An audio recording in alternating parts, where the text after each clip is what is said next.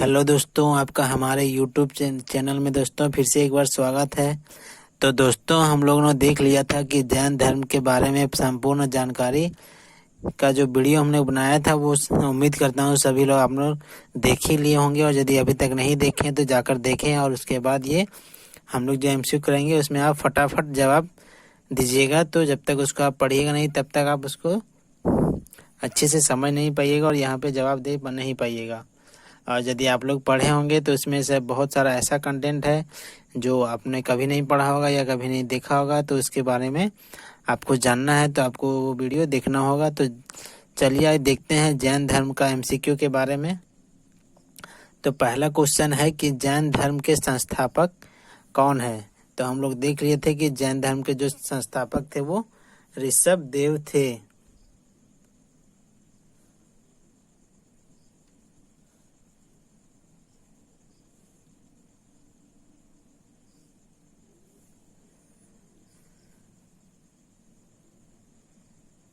तो इसका answer option D हो जाएगा, ऋषभ देव। तो दोस्तों अगले क्वेश्चन की ओर चलते हैं। क्वेश्चन नंबर दूसरा। तो क्वेश्चन सेकंड है कि जो जैन धर्म के प्रथम तीर्थंकर कौन थे। तो इनका जो प्रथम तीर्थंकर थे वो ऋषभ देव ही थे। तो इसका आंसर ऋषभ देव हो जाएगा। अब क्वेश्चन नंबर थर्ड की ओर चलते हैं।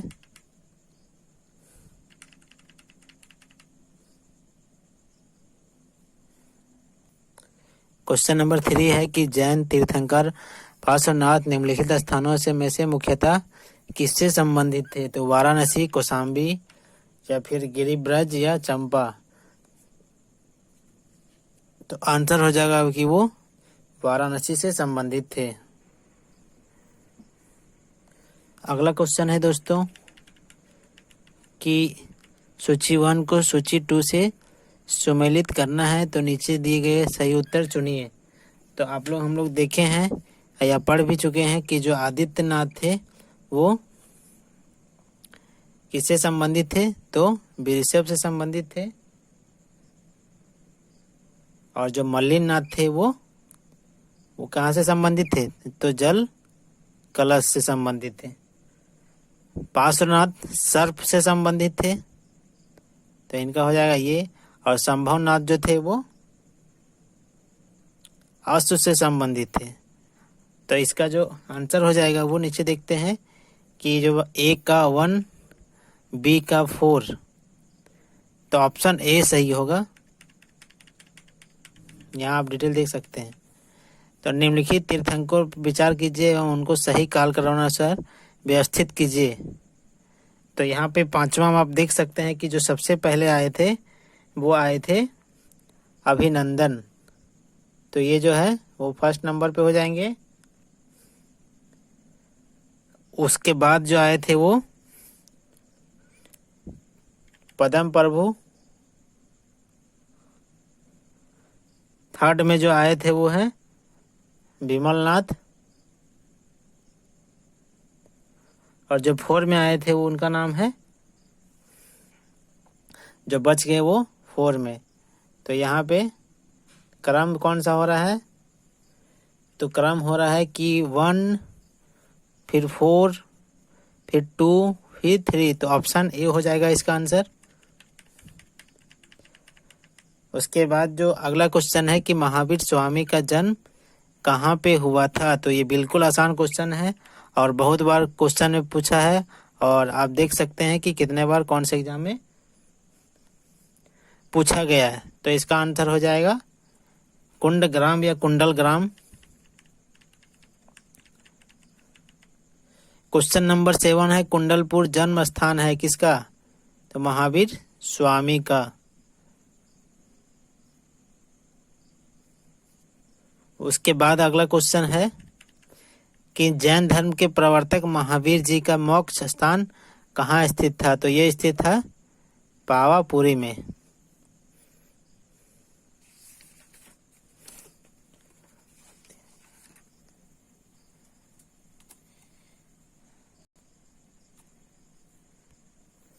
फिर अगला क्वेश्चन देखते हैं दोस्तों महावीर जैन की मृत्यु निम्नलिखित में से किस नगर में हुई थी? तो ये भी जो मृत्यु थी वो पावापुरी में हुई थी, तो सी आंसर हो जाएगा। तीर्थंकर शब्द संबंधित है, तो तीर्थंकर शब्द संबंधित है जैन धर्म से। जैन तीर्थंकरों के कर्म का अंतिम कौन थे? तो अंतिम महावीर स्वामी थे। निम्नलिखित में से कौन एक जैन तीर्थंकर नहीं था? तो ये नाथ मुनि जो है वो जैन तीर्थंकर नहीं थे। प्रभास गिरी जिनका तीर्थ स्थल है, कहाँ पे है? तो वे क्या है? एक जैन है या जैन धर्म को मानने वाले। जैन धर्म में पूर्ण ज्ञान के लिए क्या शब्द है? तो आप सभी लोग जान रहे हैं, इसके लिए कैवल्य शब्द का प्रयोग किया गया है। महावीर स्वामी को किस नदी के तट पर ज्ञान उदय प्राप्त हुआ था? तो हम लोग पढ़ चुके थे कि रिजु पालिका नदी, तो आंसर हो जाएगा डी। त्रिरत्न सिद्धांत सम्यक धारण, सम्यक चित्र और सम्यक ज्ञान जिस धर्म की महिमा वो है जैन धर्म।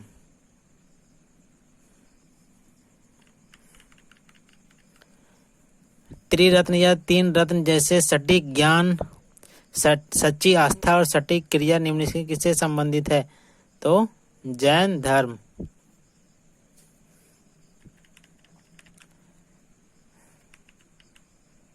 क्वेश्चन नंबर 18, कौन सा दर्शन त्रिरत्न को मानता है?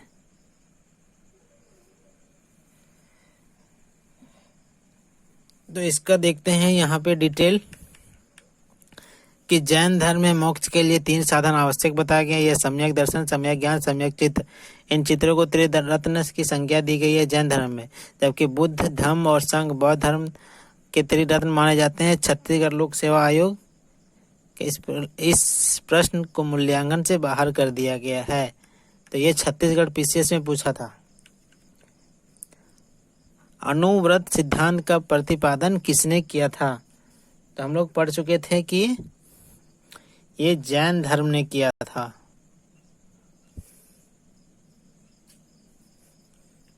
अगला क्वेश्चन है, स्यादवाद सिद्धांत है, क्या है? जैन धर्म का सिद्धांत है। स्यादवाद संबंधित है जैन से। देखिए दोस्तों कि एक ही क्वेश्चन कितना बार रिपीट हो रहा है, तो आप भी यदि इसको देख रहे हैं, पढ़ रहे हैं, तो ये क्वेश्चन आपके एग्जाम में भी रिपीट हो सकते हैं। तो जरूर से जरूर ध्यान में रखिएगा और देखिएगा। तो अगला क्वेश्चन है क्वेश्चन नंबर 22 कि जैन धर्म के अनुसार सृष्टि की रचना एवं पालन पोषण सार्वभौमिक विधान से हुआ है, सार्वभौमिक सत्य से हुआ है, सार्वभौमिक आस्था से हुआ है या सार्वभौमिक आत्मा से हुआ है? तो इसका आंसर हो जाएगा कि सार्वभौमिक विधान से हुआ है, ये जैन धर्म कहता है।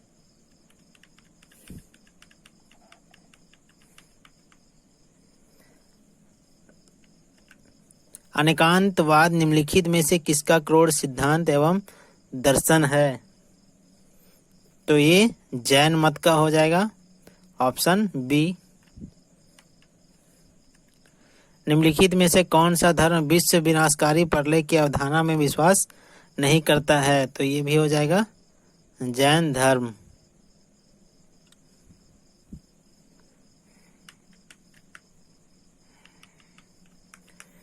जैन धर्म का आधारभूत बिंदु क्या है? तो आधारभूत बिंदु जो है वो अहिंसा पे काफी जोर दिया गया है। यापनीय किसका एक संप्रदाय था? तो ये जैन धर्म का एक संप्रदाय था। तो इसमें बहुत इजी क्वेश्चन आ रहे हैं, पढ़े होंगे तो, नहीं पढ़ेंगे तो आपको ये सब समझ ही नहीं आ रहा होगा। तो आप एक बार वीडियो जाके जरूर से जरूर देख लीजिएगा, तो आपको बहुत अच्छी तरह से दिमाग में बैठ जाएगा। भारत की धार्मिक प्रथाओं के संदर्भ में स्थानकवासी संप्रदाय का संबंध किससे है? तो ये किससे है? जैन मत से।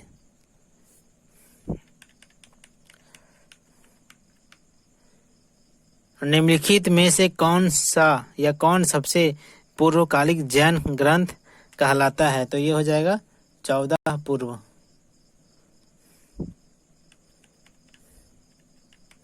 प्रारंभिक जैन साहित्य निम्नलिखित में से किस भाषा में लिखे गए थे या लिखे गए? तो ये अर्धमगधी या मागधी।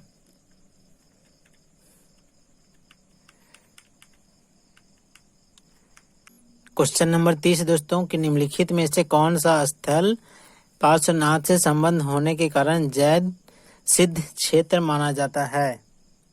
तो इसका आंसर हो जाएगा ऑप्शन सी, समेध शिखर या पार्श्वनाथ पहाड़ जो झारखंड में है। अगला क्वेश्चन देखते हैं, क्वेश्चन नंबर 31। निम्नलिखित में से कौन सा आरंभिक जैन साहित्य का भाग नहीं है? तो इसका जवाब देंगे दोस्तों तो आचरांग सूत्र है, सूत्र कृतांग है और बृहत कल्प सूत्र है, लेकिन थेरी गाथा ये नहीं है। थेरी गाथा बौद्ध साहित्य आप देख सकते हैं। जैन संप्रदाय में प्रथम विभाजन के समय श्वेतांबर संप्रदाय के संस्थापक कौन थे? तो श्वेतांबर संप्रदाय के संस्थापक जो थे स्थूल भद्र थे, जबकि दिगंबर संप्रदाय के संस्थापक भद्रबाहु थे।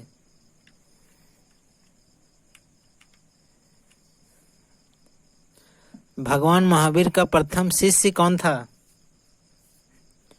जो उनका दामाद थे, तो दामाद कौन थे? जमाली।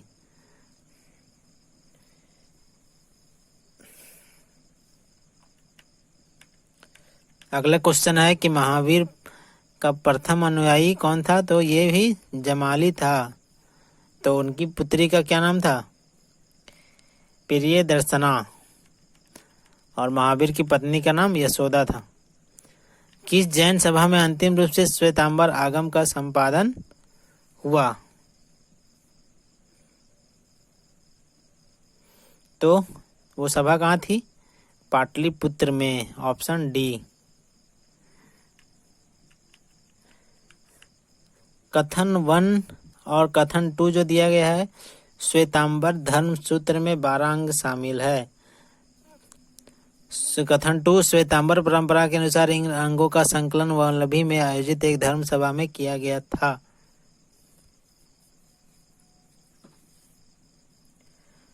ऑप्शन देखिए, कथन 1 एवं कथन 2 दोनों सही है।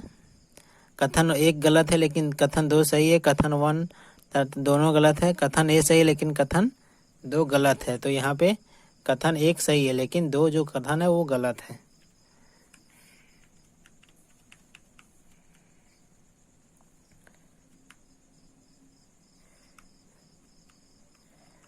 निम्नलिखित कथनों पर विचार कीजिए दोस्तों कि वर्धमान महावीर की माता लिच्छवी के मुख्य चेटक की पुत्री थी। गौतम बुद्ध की माता कोलिय राजवंश की राजकुमारी थी। तो तैसवे तीर्थंकर पार्श्वनाथ बनारस से थे। तो इन सभी में जो है 2 और 3 ये और ये दोनों सही हैं। तो ऑप्शन में देखिए, तो ऑप्शन में सी में जो है 2 और 3 दिया है, तो ऑप्शन सी सही हो जाएगा।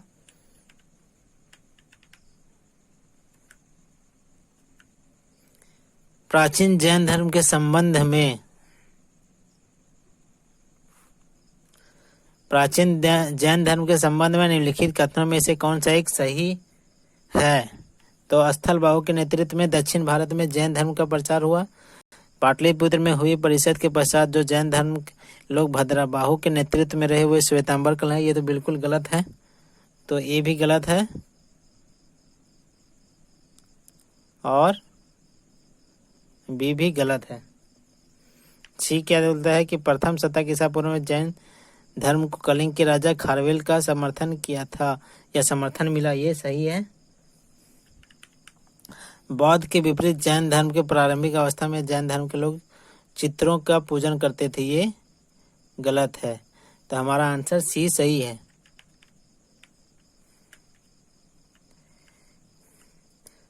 निम्नलिखित में से कौन सा कथन जैन सिद्धांत के अनुरूप है? तो पहला, कर्म को विनष्ट करने की सुनिश्चित मार्ग तपश्चर्या है। उसके बाद जो है, प्रत्येक वस्तु में चाहे वह सूक्ष्मतम कण हो या फिर बड़ा कण, लेकिन आत्मा होती है। कर्म आत्मा का विनाशक है, अवश्य इसका अंत करना चाहिए।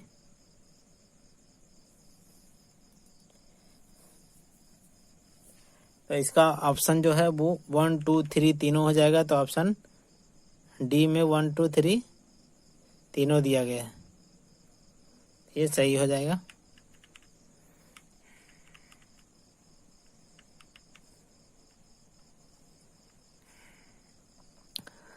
समाधि मरण किस दर्शन से संबंधित है? बौद्ध दर्शन, जैन दर्शन, योग दर्शन, लोकायत दर्शन, या इनमें से कोई नहीं। तो आप लोग जान रहे हैं कि ये जैन दर्शन से संबंधित है।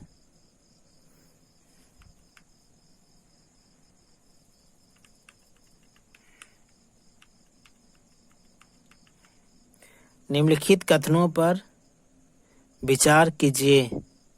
दक्षिण भारत के इक्ष्वाकु शासक गौतम या शासक बौद्ध मत के विरोधात्मक थे। पूर्वी भारत के पाल शासक बौद्ध मत के समर्थक थे। तो इसमें केवल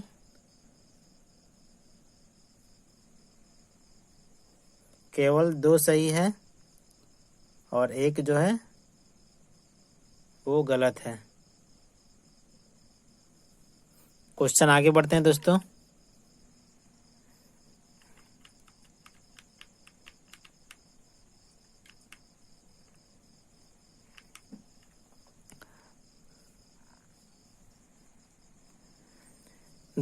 आजीवक संप्रदाय के संस्थापक कौन थे? तो इनके संस्थापक जो थे वो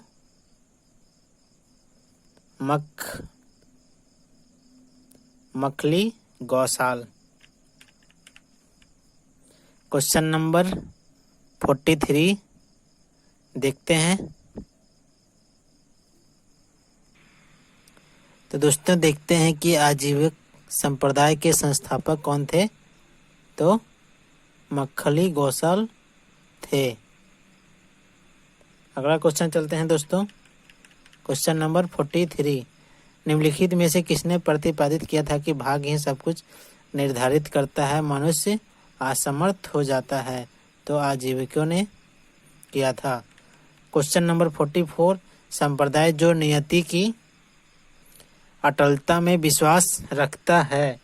तो इसका आंसर है कि आजीवक ही इसका आंसर हो जाएगा। क्वेश्चन सिर्फ घुमाया गया है, बाकी क्वेश्चन में कोई दम नहीं है। सूची 1 को सूची 2 से मिलाना है दोस्तों। तो सूची 1 दिया गया है और सूची 2 दिया गया है। तो लकुलिश जो थे वो पशुपत से संबंधित थे। तो इसका आंसर 3 होगा। नागा अर्जुन जो थे वो शून्यवाद से संबंधित थे। तो ये सीधा रहेंगे। भद्रबाहु जो थे वो जैन से संबंधित थे, और जबकि गौसाल जो है वो आजीवक से संबंधित थे। तो पहला नंबर का 3 हो जाएगा, ए का 3, बी का 2, सी का 4 और डी का 1। मतलब कौन सा होगा कुछ आंसर होगा? तो आंसर हो जाएगा बी।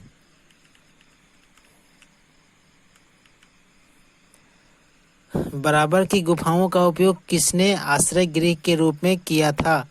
तो आजीविकों ने इसे आश्रय गृह के रूप में उपयोग किया था। उत्तर प्रदेश में बौद्ध एवं जैन दोनों ही प्रसिद्ध तीर्थस्थली स्थल है। कौन सा है वो? तो कौशाम्बी। उसके बाद 48 क्वेश्चन नंबर आता है दोस्तों। निम्नलिखित में से कौन सा एक कथन सही नहीं है?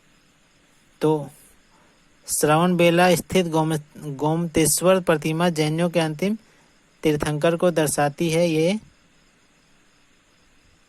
जो है वो गलत है। तो देखते हैं कि और भी गलत है क्या। भारत का सबसे बड़ा बौद्ध मठ अरुणाचल प्रदेश में है। सही है। खजुराहो का मंदिर चंदेल राजाओं द्वारा बनाया गया था। सही है। होयसलेश्वर मंदिर शिव को समर्पित है। तो यहाँ पूछ रहा है कौन सही नहीं है, तो ये सही नहीं है।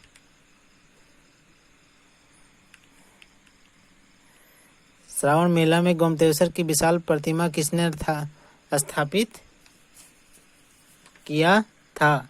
तो ये चामुंड राय ने किया था। हम लोग सब पढ़ चुके हैं। उसके बाद लास्ट क्वेश्चन है, महान धार्मिक घटना महामस्तका अभिषेक निम्नलिखित में से किससे संबंधित है और किसके लिए की जाती है? तो इसका आंसर हो जाएगा बाहुबली।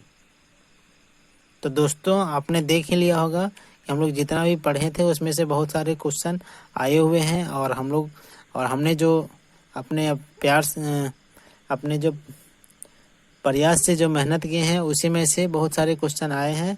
और अगला जो क्वेश्चन है या अगला जो एग्ज़ाम, किसी भी तरह का एग्ज़ाम है उसमें से क्वेश्चन आ सकते हैं। तो इसके लिए आप लोग तैयार रहिए और वीडियो को देखते रहिए, और आपका क्वेश्चन जो भी है वो चुटकी में सॉल्व होते रहेंगे। तो वीडियो को सब्सक्राइब करें, शेयर करें और लाइक करें। धन्यवाद दोस्तों।